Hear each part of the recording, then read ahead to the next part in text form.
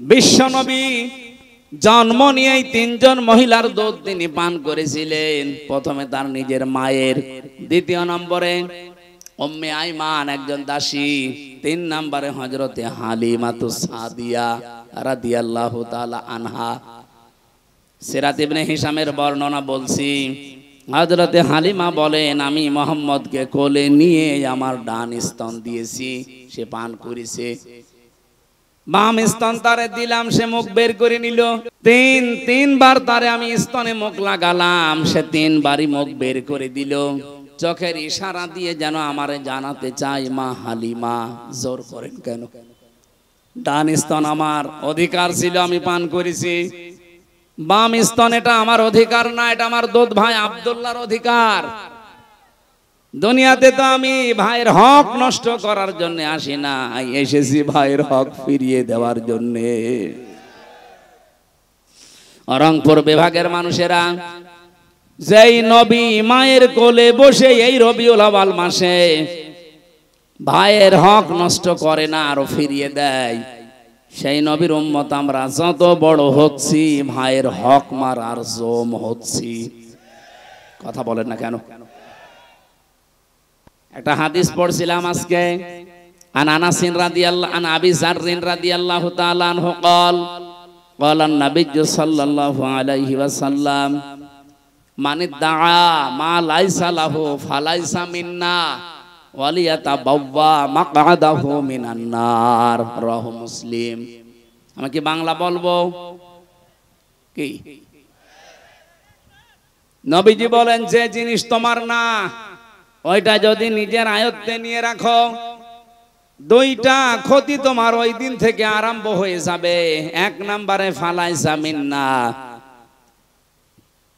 যে জিনিস তোমার ছিল না ওটা যদি নিজের দায়িত্বে নিয়ে রাখো, জোর করে জবরদস্তি করে অন্যায় ভাবে সাদাবাজি করে, যেভাবে হোক অন্যের জিনিস যদি নিজের দায়িত্বে নিয়ে রাখো, যেটার মালিক তুমি না, তাহলে ওই দিন থেকে তুমি আর আমার উম্মত নেই। বলেন তো, বাংলাদেশে এই হাদিসটা যদি আমি মিলাতে চাই, আগস্টের 5 তারিখের পরে এক বছর 1 মাসে বহু মানুষ নবীর উম্মত থেকে অলরেডি বের হয়ে গেছে। আমি কি বেশি বললাম? রংপুর বিভাগে হয়তো এরকম ঝামেলা হয়নি, কিন্তু আমার খুলনা বিভাগে বাবা শাহজালাল সব হালাল। ভিক্ষুকের টাকা পর্যন্ত ছাড়ছে না। একটা ভিক্ষুক 250 টাকা উপায় করেছে সারাদিন, সেখান থেকেও 30 টাকা সাদা। ও 30 টাকা কি আপনার বাবার টাকা, আপনার নিজের টাকা? এমনিতে এভাবে ভরাডুবি হচ্ছে না দেশের মানুষ এখন, আর ওই আগস্টের 5 তারিখের আগে নেই, এখন সব বুঝে ফেলেছে। 1 বছর 1 মাসে বাংলাদেশ জামাত ইসলামের নামে কোন দোষ এভাবে কেউ দিতে পারেনি। মিথ্যা যারা দিয়েছে সব ধরা পড়ে গেছে। কেন বলছি? ওরা মিথ্যা তহমত লাগিয়েছিল যে জামাত ইসলামী এরাও চাঁদাবাজি করে, এরাও ছিনতাই করে। কিভাবে? এরা ইসলামী ব্যাংক ছিনতাই করে নিয়েছে। ইসলামী ব্যাংকে আপনার বাবার, যাদের ব্যাংক তারা ফেরত পেয়েছে, চাঁদাবাজি হয় কি করে? এই কথা বলেন না কেন? যারা আজ বলে ইসলামী ব্যাংকও ছিনতাই হয়ে গেছে, ব্যাংকে আপনার বাবার, এদের মাথার ঘাম পায়ে ফেলে বানানো ব্যাংক, এটা হারিয়ে গিয়েছিল, এখন তারা ফেরত পেয়েছে। হাদিসের যে শাস্তি, অন্যের জিনিস যারা জোর করে জবরদস্তি করে দখল করে চাঁদাবাজি করে নিজের কাছে রেখে দেয়, তারা হচ্ছে নবীর উম্মতের বাইরে চলে গেছে। 2 নাম্বারটা আরো কঠিন, ওয়ালিয়াতাবাওয়া মাকআদাহু মিনান নার। নবীজি বলেন, সে যেন জাহান্নামে নিজের একটা স্থান বরাদ্দ করে নিল। বলেন নাউজুবিল্লাহ। বাংলাদেশের মানুষেরা, বিশেষ করে রংপুর বিভাগের মানুষেরা আলা ভোলা, এদের একটা নামই আল্লাহ পাকই কারা দিয়েছে আল্লাহ জানে। সে যাই হোক, এর একটা আলা ভোলা। এলাকার মানুষেরা যেহেতু অন্য বিভাগের তুলনায় হালকা একটু গরিব, আপনারা 500 বছর আগে জান্নাতে যেতে পারবেন, কিন্তু সাবধান, অন্যের জিনিস নিজের দখলে নিয়ে রাখবেন না। তাহলে অলরেডি আপনি জাহান্নামে নিজের একটা স্থান কিন্তু বরাদ্দ করে ফেলেছেন। দুনিয়ায় যদি এত কষ্ট করার পরে আখেরাতেও একটা জাহান্নামের স্থান বরাদ্দ থাকে, তোর মতো পাগল আর কপাল পোড়া কেউ আছে? সাবধান বাণী উচ্চারণ করলাম এই জন্যে, খুব ভালোবাসিয়ে বিভাগের মানুষকে ফিরে আসেন। যদি কেউ উল্টা পাল্টা থাকেন, চরিত্র সংশোধন করেন। আমার আজকের আলোচনার বিষয় যেহেতু রবিউল আউয়াল মাস, নবীজির জন্ম এবং ইন্তেকালের মাস, এই জন্য আমি এইরকম একটা আয়াত পড়েছি। আমার আলোচনার বিষয় হচ্ছে কার আদর্শ অনুসরণ করছেন, প্রশ্নবোধক চিহ্ন। এরপরে লেখা আছে সাবধান। কি বললাম বোঝা গেছে? কার আদর্শ অনুসরণ করছেন, প্রশ্নবোধক চিহ্ন। সবার কাছে এই প্রশ্নটা। পরের শব্দ একটা আছে সাবধান, আশ্চর্যবোধক শব্দ। আমি এর উপরে কথা বলবো ইনশাআল্লাহ। তাহলে যেই নবী মায়ের কোলে বসে এই রবিউল আউয়ালে ভাইয়ের হক ফিরিয়ে দেয়, সেই নবীর উম্মত এখন যদি আমরা ভাইয়ের হক মেরে খাই, তা কিসের মিলাদ পড়েন আপনি? আমার কথা মনে হয় বোঝা গেছে। তাহলে আজকে থেকে আপনি সিদ্ধান্ত নিতে পারেন, জীবনে আর যাই হোক আমার দ্বারা কারো হক অধিকার যেন নষ্ট না হয়, আমরা যেন মেনে চলতে পারি এই রবিউল আউয়ালে। এই পয়েন্টটা বলেন আমিন। সূরা আরাফ 35 নাম্বার আয়াত, মাত্র একটা আয়াত পড়েছি, দুইটা আয়াত 35-36। নবীজির লক্ষ লক্ষ হাদিস থেকে একটা হাদিসের আংশিক পড়েছি। ইবনে মাসউদ রাদিয়াল্লাহু তাআলা আনহু বলেন, নবীজি আমাকে বলেছেন ফাত্তাবিউস সিওয়াদাল আযম, তোমরা অনুসরণ করবা ওই দলকে যাদের দ্বারা ইসলাম কায়েম হওয়া তাড়াতাড়ি সম্ভব। বাংলাদেশে যত দল আছে নির্দ্বিধায় এবং স্পষ্ট ভাষায় বলতে পারি ৭৩টা দল এই দেশে কাজ করছে। সবচাইতে তাড়াতাড়ি যোগ্যতা নিয়ে ইসলাম এই দেশে কায়েম করতে পারে বাংলাদেশ জামাত ইসলামী। এদের ইউনিয়নের মেম্বার থেকে আন্তর্জাতিক জীবন পর্যন্ত চালানোর সৎ এবং যোগ্যতা সম্পন্ন মানুষ আছে। কিন্তু অন্য কোন দলে আপনি দেখান, আমি সেখানে যাব, বলেন একটা দলের নাম বলেন যে সেটা মেম্বার থেকে একেবারে আন্তর্জাতিক জীবন পর্যন্ত সব জায়গা তারা চালাতে পারে। ওই দলে যদি এরকম লোক, সৎ এবং যোগ্য লোক থাকে, বলেন আমি সেখানে যাব। আপনি দেখাতেও পারবেন না, আবার নবীর এই নির্দেশও মানবেন না। আপনি কি হয়েছেন? আমার কথা বোঝা যায়নি? সুতরাং এই দেশে এখন তাড়াতাড়ি ইসলাম কায়েম হওয়া সম্ভব যাদের দ্বারা নবীজির নির্দেশ ফাত্তাবিউস সিওয়াদাল আযম, তাদের অনুসরণ করা লাগবে, সাহায্য করা লাগবে, পেছনে থাকা লাগবে। আমার কথা যদি নাও মানেন, নবীর কথা মানতে অসুবিধা আছে? কার কাছে যদি মনে হয় যে এটা রাজনীতি, এটা ধান্দাবাজি, এদিকে আসেন, কানের নিচে এমন জোরে দেব আপনি সব টের পেয়ে যাবেন। এবার আসেন আয়াতটায়, সূরা আরাফ।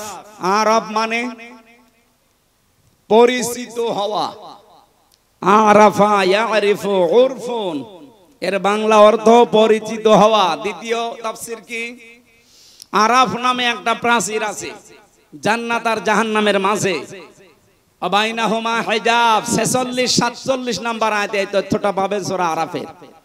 ওয়ালাল আরাফি রিজালু ইয়ারিফুনা বিসিমাহুম, আল্লাহ পাক বলেন এই জায়গায় আমি কিছু মানুষকে বসিয়ে দেব।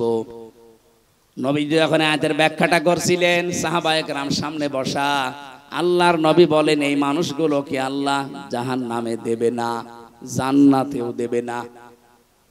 সঙ্গে সঙ্গে প্রশ্ন করেছিলেন সাহাবী, হে নবী এদেরকে আল্লাহ জান্নাতে দেবে না, জাহান্নামও দেবে না, কারণ কি?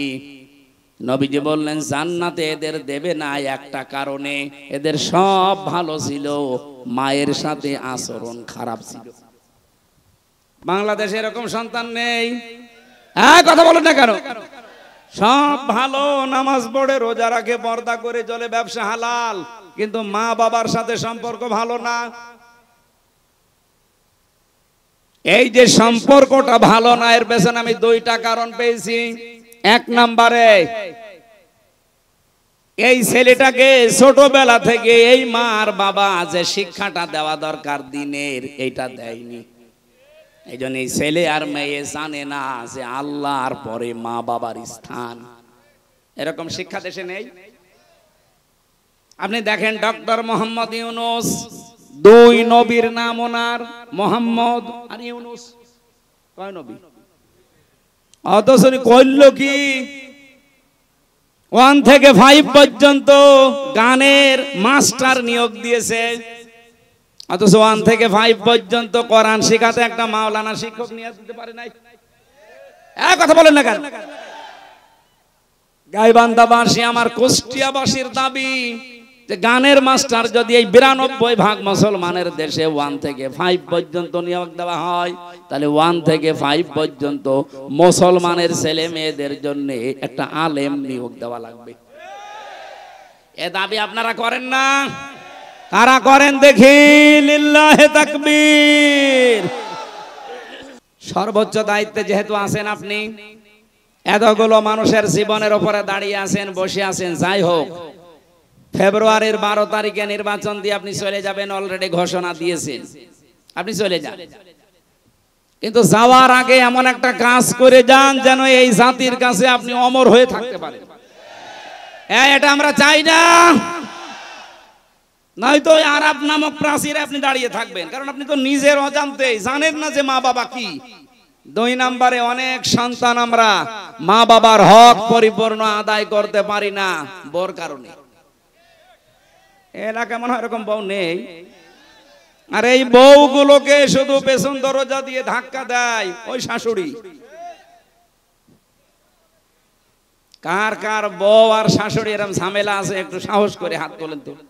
আরে ভাই, আপনার তো আসলে সাহস আছে, এটা রেকর্ড হচ্ছে, দেখতে পাচ্ছেন না?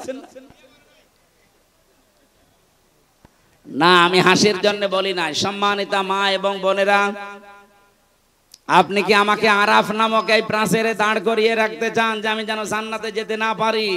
তাহলে আপনাকে বিয়ে করে আমি আমার দুনিয়া এবং আখিরাত দুইটাই তো নষ্ট হয়ে গেল। এরকম কঠিন কথা বলার পরেও কোনো মহিলা যদি সংশোধন না হয়, আমার মনে হয় ওই মহিলা আর আবু জাহেলের বউ নাকেরা, এর ভেতর আর পার্থক্য নেই। আবু জাহেলের বর আমি জীবন পড়েছি, এই নাকেরা নামে এই মহিলা এই পৃথিবীতে সবচাইতে স্ত্রীর হাতে বেশি পিটানি খেয়েছে আবু জাহেল।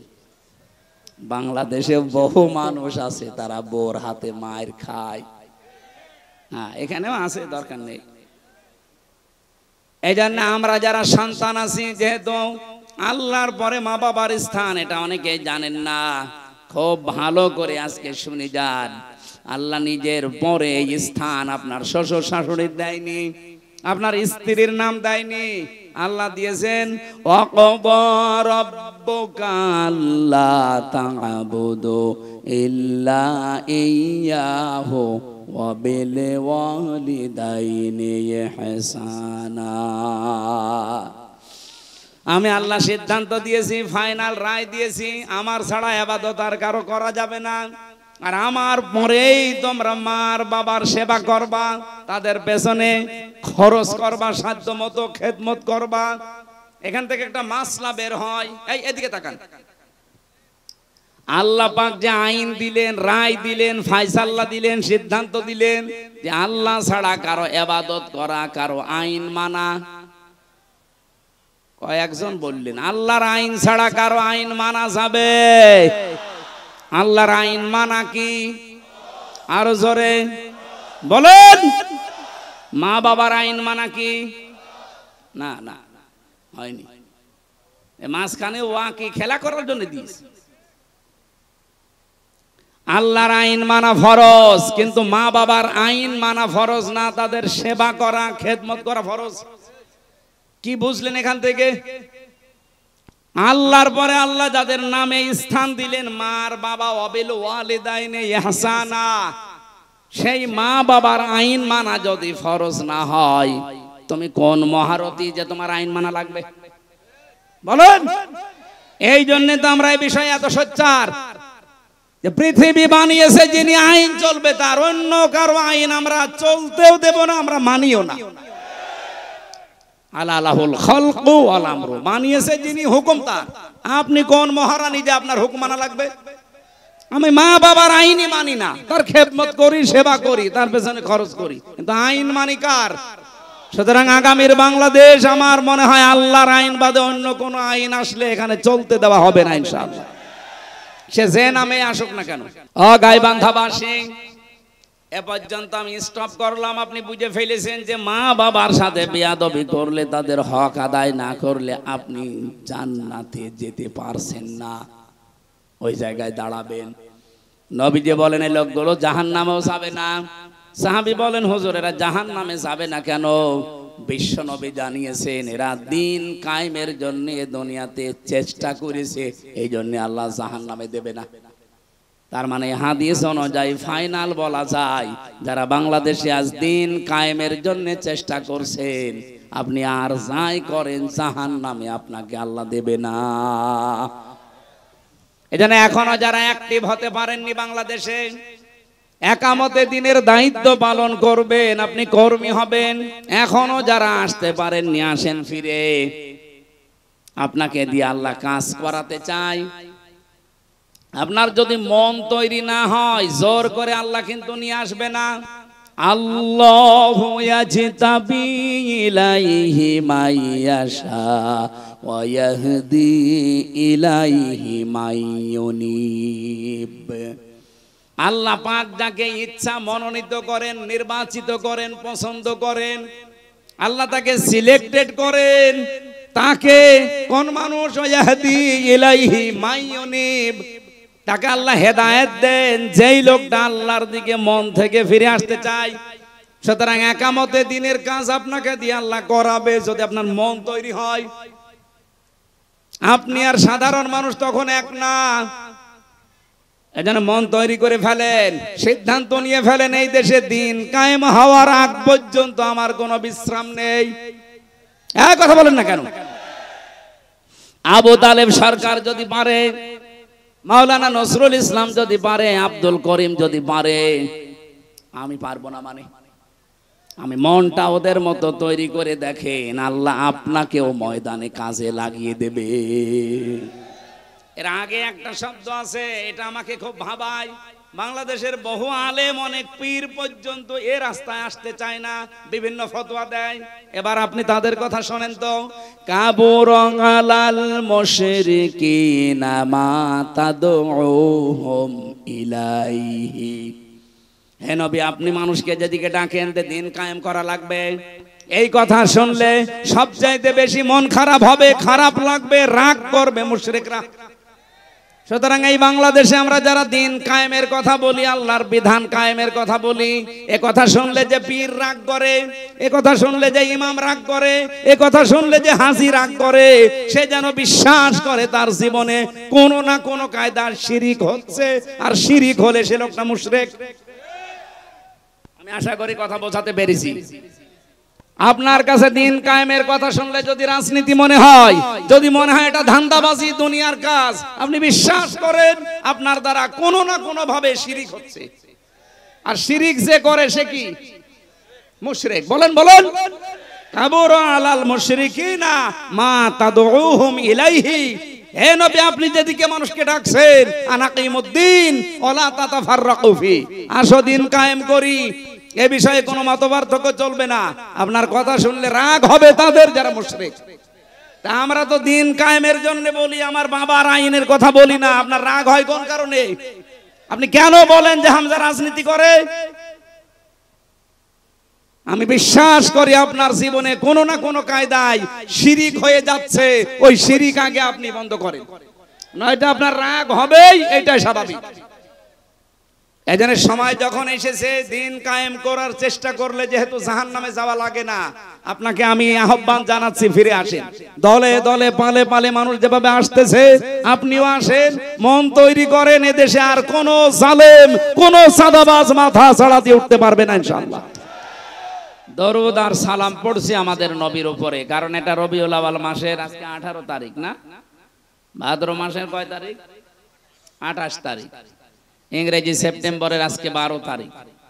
দেখতে দেখতে কিন্তু রবিউল আউয়াল চলে যাচ্ছে। 18 তারিখ যেহেতু হয়ে গেছে, আর মাত্র 12টা দিন আমাদের সামনে আছে। যে মহান মিশন এবং ভিশন নিয়ে এসেছিলে মাসটা আমরা কিছুই করতে পারিনি, শুধু অনেকে মিলাদ পড়ে খেচড়ি আর জিলাপি খেয়ে শেষ করে দিয়েছে। অথচ রবিউল আউয়াল কি এটা করার জন্য আসে? রবিউল আউয়ালের একটা উদ্দেশ্য আছে। আমি প্রায় 27টা কারণ পেয়েছি সিরাত ইবনে হিশামের ভেতরে। ঐতিহাসিক যারা তারা লিখেছে রবিউল আউয়াল এই মাস যেহেতু নবীজির জন্মের মাস এবং তার ইন্তেকালের মাস, এই মাসেই তিনি দুনিয়ায় এসেছিলেন, এই মাসেই বিদায় নিয়েছেন। আমাদেরকে যেটা দিতে আসে এই মাস, তার অন্যতম শিক্ষা হচ্ছে হক। কি বললাম? হক। আর রাহিকুল মাখতুমের ভেতরে পড়ছিলাম মিলাদ যারা পড়েন, মিলাদ যারা দেন, তারা অনেকে হয়তো জানেন না, যেহেতু এই রংপুর বিভাগে এগুলোর প্রচলন কম আছে, এগুলো সব চাইতে বেশি চলে সিলেট আর চট্টগ্রামে। এ মাস আসলেই তারা মিলাদের বাহার, কেউ 5 দিন 7 দিন 19 দিন 63 দিন পর্যন্ত মিলাদ চলছে। এমনকি নামও তারা দিয়েছে ঈদে মিলাদুন নবী। কোথায় পেয়েছেন ভণ্ডামি? এই পৃথিবীতে মাত্র 2টা ঈদ আল্লাহর পক্ষ থেকে রাসূলুল্লাহকে দেওয়া হয়েছে, একটা ঈদুল আযহা, এটা ঈদুল ফিতর। এর বাইরে কোনো ঈদ আমাদের জন্য আর নেই। কথা বলেন না কেন?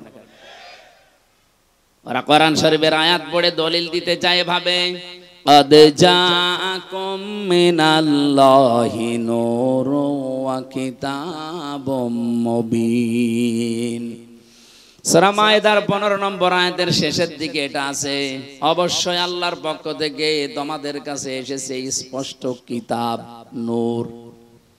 এখানে ওরা বলতে চায় কিতাব মানে কোরআন শরীফ আর নূর মানে মুহাম্মদুর রাসূলুল্লাহ না। আপনি তাফসীর গুলো খোলেন, যারা পড়তে পারে জিজ্ঞাসা করেন। আল্লাহ পাক এখানে নূর এবং কিতাব এ দুইটাই এক জিনিস। কারণ কোরআনের 55টা নাম আমি পেয়েছি, তার অন্যতম নাম 5টা, এর ভেতর একটা নাম হচ্ছে আন-নূর। কোরআনের নাম কি? এখানে মাঝখানে যেহেতু ওয়া আছে, আল্লাহ পাক এখানে নূর এবং কিতাব দুইটা জিনিসই আসলে এক। এটা যে এক তার প্রমাণ কি? কোন আয়াত থেকে কেউ তাফসীর করতে হলে উসুলে তাফসীরের মূল নীতি হচ্ছে এর আগের আয়াত পরের আয়াতের সাথে সম্পর্ক কি আছে, এটা আপনাকে জানা লাগবে।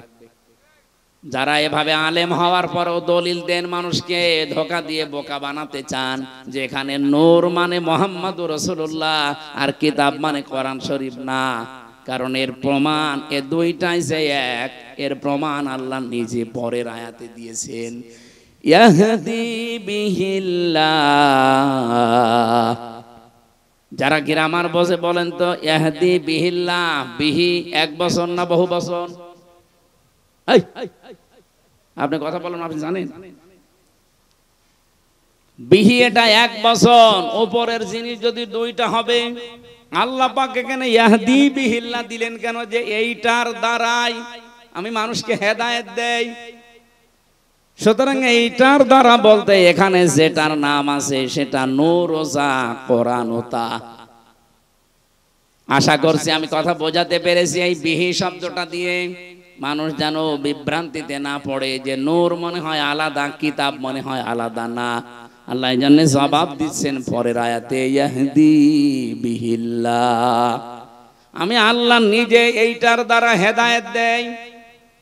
মানে তাবা রিদওয়ানাহু, যে ব্যক্তি অনুসরণ করে চলবে এই কিতাবকে, এই নূরকে, আল্লাহ রাব্বুল আলামিন বলেন আমি নিজে তার উপরে রাজি এবং খুশি হয়ে যাব। বলেন সুবহানাল্লাহ। ও গাইবান্ধাবাসী, কোরআনের আয়াত পড়ে ঠিক, কিন্তু নিজেদের স্বার্থ সিদ্ধির জন্য, নিজেদের দলীয় চিন্তা ভাবনাকে এস্টাবলিশ করার জন্য অনেক মানুষ কোরআনের ভেতরে নিজের মন মতো রায় ঢুকিয়ে দেয়। কত সুন্নি নাম নিয়ে, কত গরম সুন্নি, ঠান্ডা সুন্নি, মিঠা সুন্নি, কত রকমের নাম নিয়ে আজ বাংলাদেশে যে ষড়যন্ত্র গুলো চলছে, এই যে মাজার নিয়ে, কবর নিয়ে, এগুলো সব দাদা বাবুদের শেখানো এই মাজার পন্থীদের দিয়ে করা। রাজবাড়িতে রাজশাহীতে যে ঘটনা ঘটেছে এর পেছনে শুধুমাত্র ওরা না, এখানে কলকাঠি নাড়ছে দাদারা। এই নরু পাগলার লাশ তুলে যারা পুড়িয়ে ফেলেছে, আপনি ধরেন তাদেরকে। ডিম দেওয়া লাগবে না, শুধু ডিম দেখাবেন, এমনি সব বলে ফেলবে। এই কথা বলছে, দুর্বিসন্ধি চলছে। এ বাংলাদেশের ভেতরে একটা বিশৃঙ্খল পরিবেশ তৈরি করে দিয়ে আন্তর্জাতিক মডেল যারা আছে তাদেরকে দেখাতে চাইবে যে এই দেশে জঙ্গি ভরে গেছে। অথচ বাংলাদেশে যে জঙ্গি নেই তার প্রমাণ হচ্ছে এই 1 বছর 1 মাস। বলেন তো 1 বছর 1 মাসে একটা জঙ্গি ধরা পড়েছে? যদি আমাদের আপা থাকতো, আর আপনাদের তো ভাবি যদি থাকতো, 1 বছর 1 মাসে মনে হয় কয়েক হাজার আলেমকে জঙ্গি বলে ধরে আটক করে রাখতো। আমারও ধরে গেছিল, আমার নামে মামলা দিয়েছে, আমি নাকি আনসারুল্লাহ বাংলা টিমের প্রধান। ও সাতাশে কি আমি আজ পর্যন্ত জানি না। আমার যদি হালকা মামলা দিত যে জামাতের সমর্থক, তাও তো হইতো। বলেন তো কোন মামলা দিয়েছে? জীবনে কোনোদিন নামই শুনিনি। আমি ভেতরে যে একজনকে পেয়েছিলাম 3 বছরের ভেতরে, ওনার নাম আব্দুল মতিন। উনি হচ্ছে আল্লাহর দলের সারা বাংলাদেশের প্রধান সভাপতি। একদিন বললাম, মতিন ভাই আপনি তো সারা বাংলাদেশের আল্লাহর দলের সভাপতি, সেক্রেটারি কে? বলছে আমার সেইডে। মানে সভাপতিও ওর সাইডে সেক্রেটারি, এদেশে আর কেউ নেই। এরকম রাম আর বামদের দলও আছে না নেই? এদের যে ভরাডুবি হয়েছে তার প্রমাণ এই ডাকসু। যেই কয়টা মুখ বাজি গলা বাজি করত, এমন পচা পচেছে। বাইরের দেশেও কিছু আছে এদের দোসরেরা, এই যে হারপিক মজুমদার নাকি জানো নাম, নিজম মজুমদার, ওর নাম আমি ভালো জানি না। ওই হারপিক মজুমদার দেখি মাঝে মাঝে, পাগল হয়ে গেছে লোকটা। নির্বাচনের আগের দিন কত লাইভ করে করে মানুষকে বিভ্রান্ত করছিল যে আপনারা কে গরু ছাগলকে ভোট দেবেন, তাও শিবিরকে দেবেন না। অথচ শিবিরে যে ভোট পেয়েছে সব মিলেও তার সমান হয়নি। যারা দাপাদাপি করতো তারা মাত্র 5,000। এত নিষেধ করার পরেও মহান আল্লাহ শিবিরকে প্রায় 14,500 ভোটে বিজয়ী করেছে। এই দৃশ্যটা দেখার পরে বাংলাদেশের পটও পাল্টিয়ে গেছে। আরে জাকসুর কারণে পটও আরো পাল্টাবে, এই জন্য জালেমেরা অনেকে বুঝে ফেলেছে, এখনো ফল দিচ্ছে না। যেই দিন ডাকসু নির্বাচন হয় তার পরের দিন আমার আসনে কুষ্টিয়ায় প্রায় 10টা গ্রামের প্রধান, ওরা নিজেরাই যে কোরআন শরীফ আমার সামনে এসে আমারে বলছে, হুজুর ও শয়তানদের সাথে আর নেই, বেঁচে যতদিন আছি দিন কায়েমের জন্য আল্লাহর রাস্তায় থাকবো, আপনি আমাদেরকে সাথে নেন। আমি বললাম যে কালেমা পড়ানো লাগবে, বলছেন না মুসলমানই, কিন্তু এতদিন ছিল ওই সমস্ত জায়গায়। কালেমা যদি পড়ানো লাগে আমি পড়িয়ে দেই। আজকেও কুষ্টিয়াতে আমার নিজের আসনের ভেতরে ইবি থানার আবদালপুরে আমি জমান নামাজ পড়িয়েছি। নামাজের পরে 18 জন এসে আমার হাতে হাত দিয়ে সব কালেমা পড়েনি, কিন্তু মুসলমান।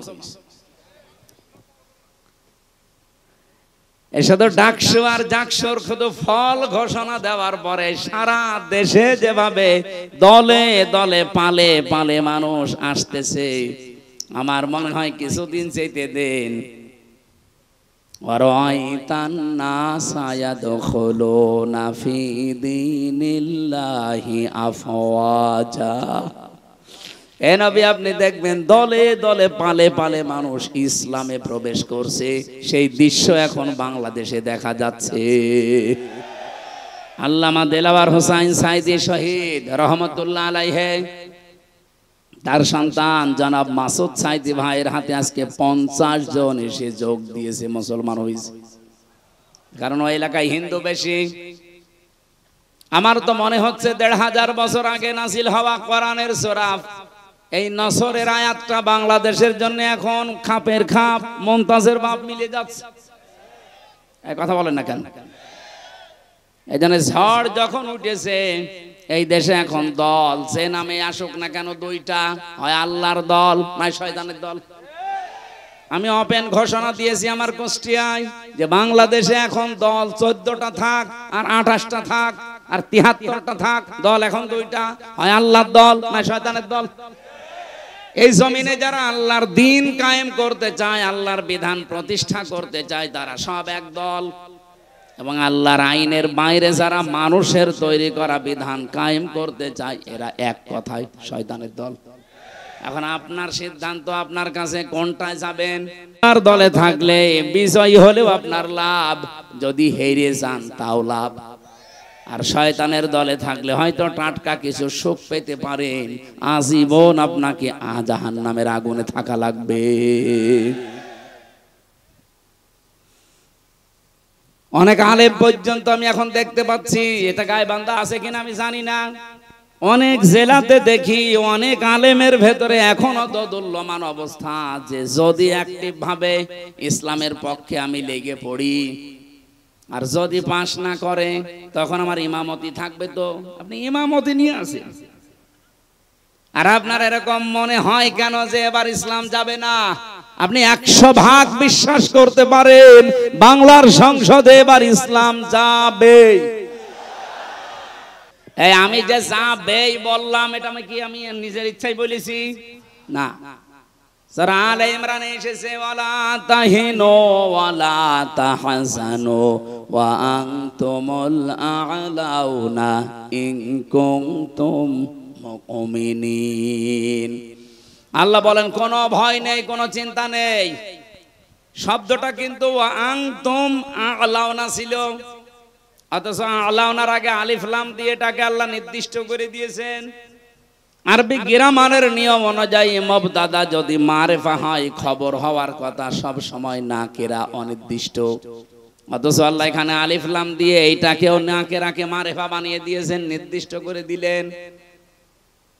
খবর যদি কোনো সময় মারিফা নির্দিষ্ট হয়ে যায় তাহলে ইফিদুল হাসরা, হাসরের ফায়দা দেয়, বাংলা অর্থ দাঁড়ায় হবে। আল্লাহ বলেন তোমরা বিজয়ী হবে ইন কুনতুম মুমিনিন। একটা শর্ত দিলাম, মুমিন হওয়া লাগবে। এই জন্য আপনাকে বারবার আমি জানাচ্ছি যে আপনি দোদুল্যমান অবস্থায় থাকবেন না, হয় ইসলামের পক্ষে থাকবেন না আপনি বেঈমানের পক্ষে থাকবেন। এটা এখন ফাইনাল সিদ্ধান্ত আপনাকে আজকেই নেওয়া লাগবে, নয়তো ইসলাম যদি এসে যায় আপনি এই যে সাপোর্ট করছেন না, তখন বিপদে পড়বেন। আর আল্লাহর কসম এবার ইসলাম আসবে, কারণ যে ঝড় উঠেছে। আল্লামা সাইদের কথা ছিল, ঝড় যখন আসে ঝরা পাতাগুলো উপরে ওঠার জন্য, এদেশে আমরা যারা ঝরা পাতা এদিক ওদিকে আসি, আল্লাহর কসম এবার উপরে উঠতে চাই। এজন্য কোনো ভয় নেই। ছেলে যদি মায়ের হাতে নিয়ে বলে আমার বাবার সম্পদ আমি পাই কিনা পাই, পাই কিনা পাই, মানুষ তারে পাগল বলবে না? বলো তুই মাথা খারাপ না পাগল, তোর বাবার সম্পদ তুই পাবি না, গ্রামের লোক পাবে। 92% মুসলমানের দেশে যে ঝড় এবার উঠে পড়েছে, এইটা দেখেও যদি কারো বিশ্বাস না হয় যে ইসলাম এবারও যদি না আসে, ইসলাম আসবে না, আসবে কি? কোথায় 14,500 আর কোথায় 5,000? আপনি টের পাচ্ছেন? এটা আল্লাহর দয়া ছাড়া জীবনও সম্ভব না। এই কথা বলো না কেন?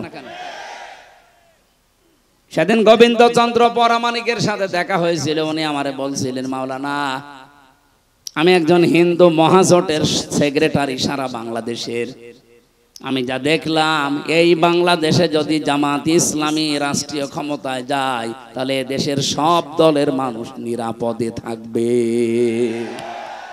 এটা হিন্দু বিশ্বাস করে, আপনার কি হয়েছে?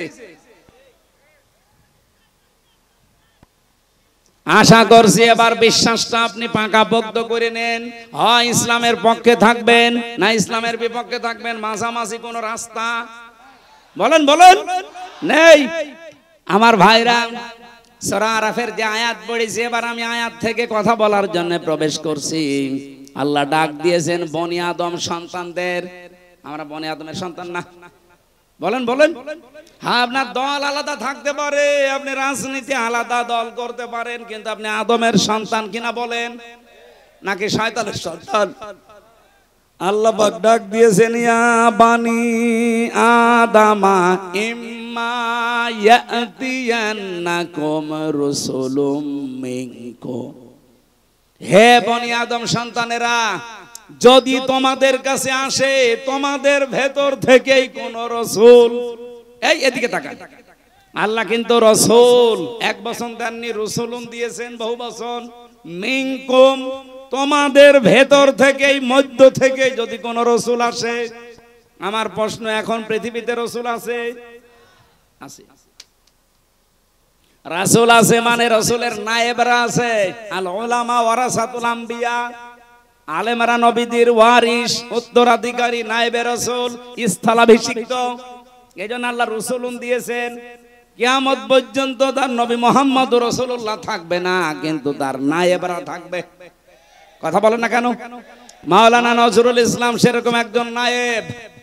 ইয়াকুসুনা আলাইকুম আয়াতি, আমার আয়াতগুলো তারা তোমাদের সামনে বর্ণনা করবে। ওনারা কি সারা জীবন আল্লাহর আয়াতগুলোই বর্ণনা করেছে? সে মাদ্রাসায় বলেন, মাহফিলে বলেন, ময়দানে বলেন, নাকি নিজের আয়াত বানিয়েছে? আয়াতি একালিপ টান আছে, আমার আয়াত তারা বর্ণনা করে তোমাদের সামনে। সেই কথার ধারাবাহিকতায় আমিও হামজা এসেছি সেই কুষ্টিয়া থেকে। আল্লাহর কসম, আমি আল্লাহর আয়াতগুলোই বর্ণনা করে আপনাদের শোনাচ্ছি। আমি আপনাদের মতোই মানুষ। এখন আপনাদের দায়িত্ব কি?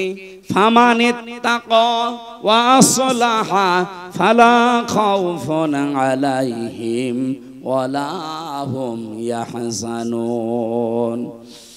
আমাদের এই কথাগুলো শোনার পরে যে ব্যক্তি নিজেদেরকে আল্লাহর ভয়ে ভীত বানাবে, তাকওয়াবান হবে, মুত্তাকি হবে, এবং নিজেদের জীবনকে যারা সংশোধন করে নেবে, ফালা খাউফুন আলাইহিম, গ্যারান্টি দিচ্ছেন আল্লাহ, কোনো চিন্তা নেই, কোনো ভয় নেই।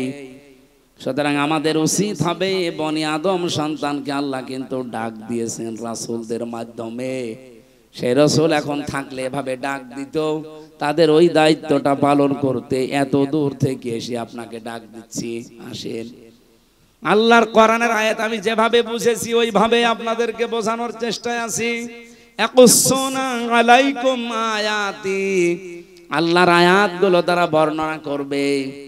আমার কাছে কোরআনে কারিমের সূরা ফাতিরের 29 নাম্বার আয়াত একটু অন্যরকম লাগে, যেহেতু আয়াত তেলাওয়াত করে আপনাদেরকে ডাক দেওয়া লাগবে। ইন্নাল্লাযীনা ইয়াতলুনা কিতাবাল্লাহি ওয়া আকামুস সালাহ ওয়া আনফাকু মিম্মা রাযাকনাহুম সিররাও ওয়া আলানিয়া ইয়ারজুনা তিজারাতাল লান তাবুর। বলেন আল্লাহু আকবার। নিশ্চয় যারা আল্লাহর কিতাব তেলাওয়াত করছে এবং করবে, ইয়াতলুনা মুজারে, আকামুস সালাহ, এবং নামাজ যারা কায়েম করবে এই জমিনে, আনফাকু মিম্মা রাযাকনাহুম সিররা ওয়া আলানিয়া, তারা তাদের সম্পদগুলো ব্যয় করবে গোপনে এবং প্রকাশ্যে, যেগুলো আল্লাহ রিজিক দিয়েছেন। ইয়ারজুনা, তারা এমন আশা করে, তিজারাতান, এমন একটা ব্যবসায়ের আশা করে, লাং তাবুর, কখনো সে ব্যবসায় লস হচ্ছে না, হবে না। বলেন সুবহানাল্লাহ। এদের ভেতরে আমরা তিনটা নির্দেশ পেলাম। এক নম্বরে যারা আল্লাহর কোরআন তেলাওয়াত করে, কি করে? বলেন বলেন। পুরা কোরআন শরীফের ভেতরে আপনি কোরআন পড়ার ব্যাপারে তিনটা শব্দ পাবেন, করা, রতালা আর এই তালাওয়া। তেলাওয়াতের যে ব্যাখ্যাগুলো আমি পেয়েছি তার অন্যতম ব্যাখ্যা হচ্ছে, কোরআন তেলাওয়াত করলে আপনাকে চারটা বিষয় মাস্ট বি মানা লাগবে। এক নাম্বার, আপনাকে শুদ্ধ করে পড়া লাগবে। আপনি তো আর জীবনে বিশ্ববিদ্যালয়ে এ বয়সে যেতে পারবেন না।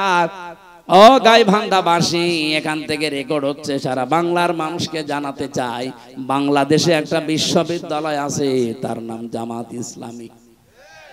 আপনি আসেন এখানে, আল্লাহর কসম আপনাকে শুদ্ধ করে কোরআন তেলাওয়াতের ট্রেনিং দেওয়া হবে। এদের তালিমের একটা বিভাগই আছে। এ জেলায় নেই? আছে মানে কি, প্রত্যেক জেলায় থানায় থাকা লাগবে। আপনাকে আসলেই তারা, আজকে যে 18 জন ফর্ম পূরণ করে আমার হাতে, ওদের কালেমা পড়েনি কিন্তু মুসলমান হয়েছে, ওদের প্রত্যেককেই বলেছি আপনারা কোরআন যারা পড়তে পারেন না আগে শুদ্ধ করে পড়া লাগবে। শুধু পড়া না, প্রতিদিন যা পড়েন ওটা আপনি মাতৃভাষায় বোঝেন কিনা ওটা আবার লিখে রাখা লাগবে। এরকম বিশ্ববিদ্যালয় আপনি বাংলাদেশে আর কোন জায়গায় আছে দেখান? নেই, আমি পাইনি। দু একটা পেয়েছি, সেটা জামাত ইসলাম থেকে ধার করা। অন্য যারা আছে শুরু করেছে তারা এখান থেকে ধার করে চালাচ্ছে, অথচ এদের 15টা পয়েন্ট প্রতিদিন পূরণ করা লাগে। আপনি যদি জীবন আর কিচ্ছু না করেন, শুধু 6 মাস একটু ট্রেনিং দেন, আপনি এমনি ভালো হয়ে যাবেন।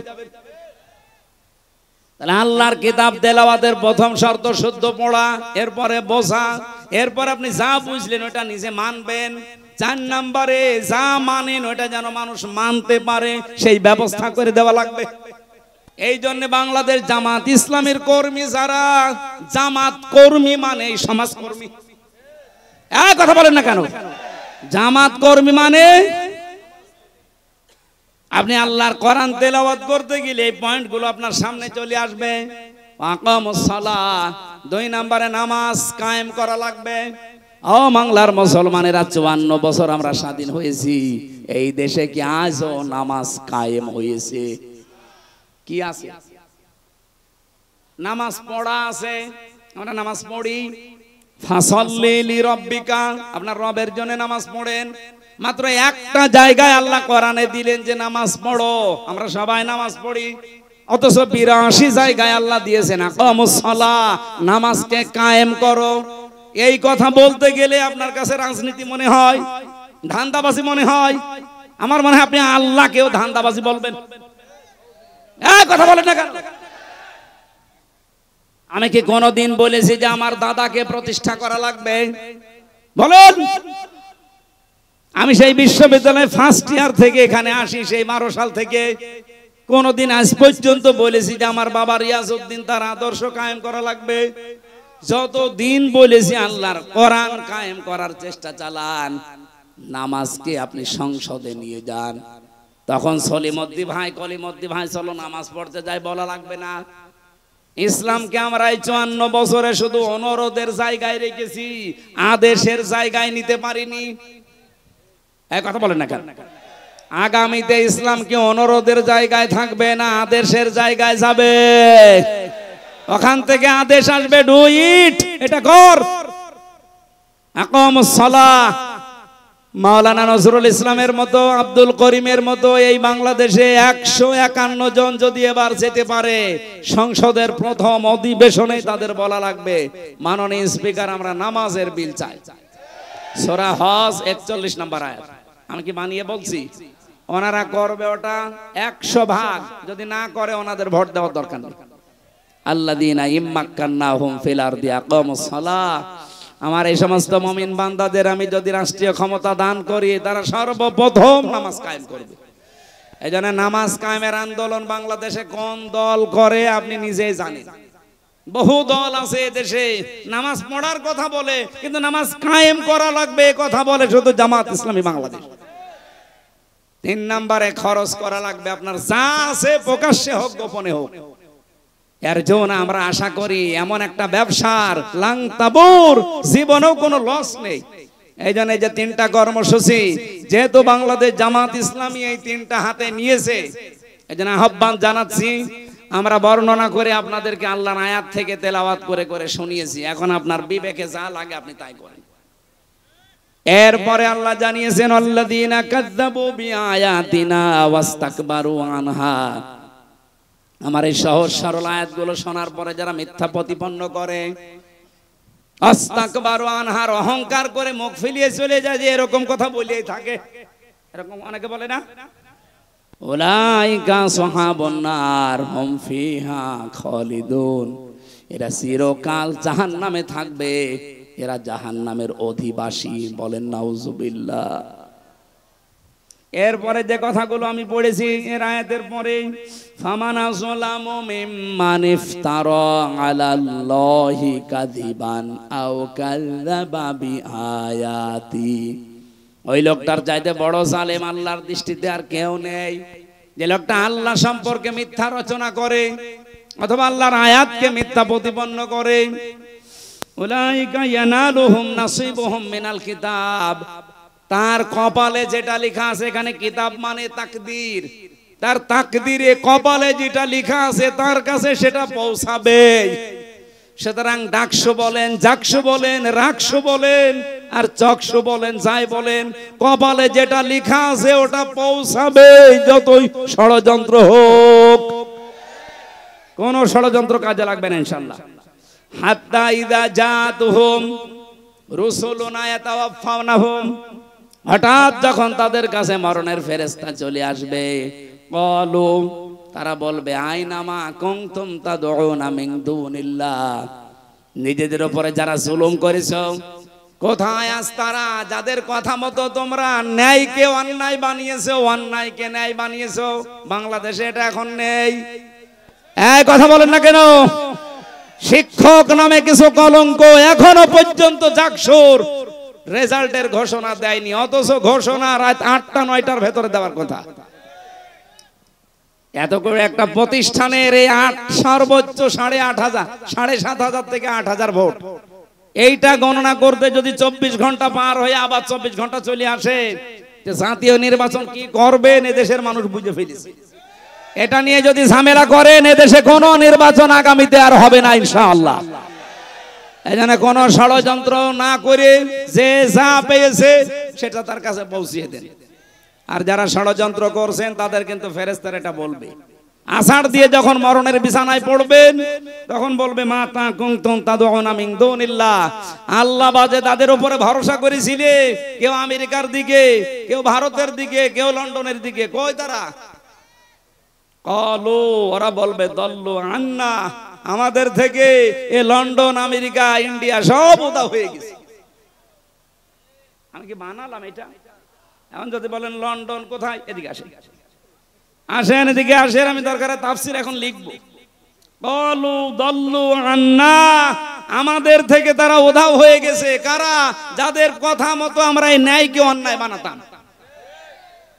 এরপরও জানি অনেকের বিবেক খুলবে না, বিশেষ করে এই হারফিক মজুমদার, এই ডাক্তার জাহেদ, এরকম বহু মানুষ এখন আছে ঘাপটি মেরে, যারা এই 15.5 বছরে এই 5-8টা গোলাম ছিল এই জালেমদের। শাহিদও, তারা বলবে আলা আনফুসিহিম, আমরা নিজেরাই সাক্ষী দিচ্ছি আমাদের নিজেদের উপরে, আন্নাহুম কানু কাফিরিন, আমরা কাফের ছিলাম। আল্লাহ রাব্বুল আলামিন এরপরে কিছু আদর্শের কথা জানিয়েছেন, যে যারা জাহান্নামে প্রবেশ করবে, ওরা জাহান্নামে প্রবেশ করেই দেখতে পাবে ওদের পূর্বে যারা ওই জিন আর মানুষের ভেতরে যারা পথভ্রষ্ট করেছিল, ওরা আগুনের ভেতরে। ওরা বলবে, কুল্লামা দাখালাত উম্মাতুল লানাত উখতাহা হাত্তা ইযা দারাকু ফিহা জামিআ ক্বালাত উখরাহুম লিউলাহুম রাব্বানা হাউলাই আদাল্লুনা ফাআতিহিম আযাবান দি'ফাম মিনান নার ক্বালা লিকুল্লিন দি'ফান ওয়ালাকিন লা তা'লামুন। জাহান্নামে প্রবেশ করে যখন দেখতে পাবে তাদের পূর্বপুরুষ, এতদিন যাদেরকে মেনে চলতো, মানুষের তৈরি করা আইন কায়েমের জন্য যারা চেষ্টা করতো, ওরা সব জাহান্নামের আগুনে এরা প্রবেশ করে ওদেরকে লানত দিতে থাকবে, যে তোদের কারণে আজকে আমরা জাহান্নামে। ওরা বলবে, আমাদেরকে বদদুয়া দিয়ে কোনো লাভ নেই। যেই বলবে আল্লাহ এদের কারণে জাহান্নামে এসেছি, এদেরকে ডবল শাস্তি দাও, আল্লাহ ধমক দিয়ে বলবেন, সাবধান, দুইজনে আজকে ডবল শাস্তি। আমার মনে হয় এগুলো সব বানানো কথা, 100% সত্য কথা, অথেন্টিক কথা, কোরআনের কথা। আপনি বাড়িতে যে সূরা আরাফের 35, 36, 37, 38 নম্বর আয়াত মিলিয়ে দেখেন, আপনার সাথেও মিলে যাবে। এই জন্য কার আদর্শ অনুসরণ করে চলছেন, শেষে আবার তার সাথে জাহান্নামে যাওয়া লাগে কিনা আমার তো ভয় হয়। এরকম বহু মানুষ ইয়াকদুমু কওমাহু ইয়াউমাল কিয়ামাতি ফাআওরাদাহুমুন নার ওয়া বিসাল বিরদুল মাওরুদ, সূরা হুদ 112 নম্বর আয়াত, না 99 নম্বর আয়াত। আল্লাহ বলেন যেই নেতা, যেই দলের নেতা জাহান্নামে যাবে, ওই দলের কর্মীরা নেতার সাথে জাহান্নামে যাবে। যদিও এটা ফেরাউনের জন্য নাযিল হয়েছে, এটা কিয়ামত পর্যন্ত থাকবে। এইজন্য এই যে এমন কোন মানুষের আদর্শ অনুসরণ করা যাবে না, এমন কোন নেতার পেছনে থাকা যাবে না, যে লোকটা জাহান্নামে যাচ্ছে তার সাথে আপনিও যাবেন। আল্লাহ আমাদের হেফাজত করুন, বলেন আমিন। সম্মানিত মা বোন যারা এসেছেন, আপনাদের মেয়েদের বালেগা হয়ে গেলেই তাদের নামাজের তাকিদ দেবেন এবং আদেশ করবেন। মেয়েরা বালেগ হয় যখন তাদের শরীর খারাপ আরম্ভ হয়। সে 12 বছরে হতে পারে, 13 বছরে, 14 বছরে, 15 বছরে যখন হয়, তখন থেকেই তাকে নামাজের ইঙ্গিত দেবেন, আদেশ দেবেন এবং যেভাবেই হোক নামাজ আদায় করাবেন। হেলায় খেলায় যদি নষ্ট করেন, ও যদি জাহান্নামে যায়, না জাআলহুমা তাহতা আকদামিনা, আপনাকে ডাক দিয়ে মুখে জোড়া লাথি দিয়ে জাহান্নামে নিয়ে যাবে। সুতরাং আমাদের মা বোনদেরকে আল্লাহ হেফাজত করুন। আমি কণ্ঠটা বসে গেছে আর 1 ঘন্টা পার হয়ে গেছে। আমি মেয়েদের উপরে কয়েকটা বই লিখেছিলাম জেলে থাকতে, 3টা। দাম্পত্য জীবনে যাদের সমস্যা চলছে, সমাধান কি করে করা লাগে, এই বইটা ছেলেদের একটা, মেয়েদের একটা। আর আপনার আদর্শ কে হবে, এরকম 6 জন মানুষের নাম লেখা আছে। এই 3টা বই যদি পান, নিয়ে যান। গাড়ি কোথায় আছে আমি জানি না, এই যে বামে আছে, নিয়ে যেয়ে পড়েন, কাজে লাগবে। আল্লাহুম্মা আমিন। লা ইলাহা ইল্লা আনতা সুবহানাক ইন্নী কুনতু মিনাজ জালিমিন। রব্বুল আলামিন, যতটুকু শুনেছি এতটুকুই মেনে চলার তৌফিক দাও। 3টা বছর জালেমের জেলখানায় আমার শরীরটা নষ্ট হয়ে গেছে, কণ্ঠটাও বন্ধ হয়ে যাচ্ছে। মেহেরবানি করে আমার কণ্ঠটা তুমি কোরআনের প্রচারের জন্য ভিক্ষা দাও। আমার শরীরটাকে তুমি আগের অবস্থায় আবার ফিরিয়ে দাও। তোমার কাছে আমি কিচ্ছু চাই না, আমার শরীরটা সুস্থ চাই। আমার কণ্ঠটা তুমি মেহেরবানি করে কোরআনের ইজ্জতে ভিক্ষা দাও। এ মাহফিলের আয়োজন করতে গিয়ে আজকে আবু তালেব সরকার সহ যত ভাইরা কষ্ট স্বীকার করেছে, বিশেষ করে সম্মানিত সভাপতি, আল্লাহর সহ সভাপতি সহ প্রধান অতিথি, বিশেষ অতিথি, যত মানুষের নাম দেখলাম, যে মানুষগুলো এই অনুষ্ঠানের জন্য যে যেইভাবে শ্রম দিয়েছে, তার দিকে তোমার রহমত এগিয়ে দাও। এই রংপুর বিভাগের মাটির নিচে যারাই ঘুমিয়ে আছে, কোরআনের ইজ্জতে আজকে থেকেই মাফ করে দাও। রব্বুল আলামিন, বড় আশা জীবনের 56,000 বর্গ মাইল তোমার কালাম দিয়ে চলছে, এটা যেন দেখে মরতে পারি। সম্মানিত মা বোনদেরকে তুমি খাদিজার মতো, আয়েশার মতো বানিয়ে দাও।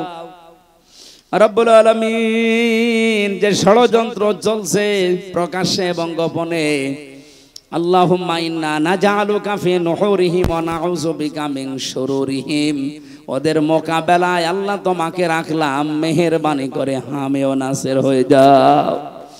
প্রশাসনের যে ভাইরাসকে দায়িত্ব পালন করেছে, আল্লাহ তাদের দায়িত্বটা ইবাদত হিসাবে কবুল করো। যত স্বেচ্ছাসেবক কাজ করেছে, যেই মা পেটে নিয়েছে, মায়ের পেট তুমি খাদিজার মতো বানিয়ে দাও।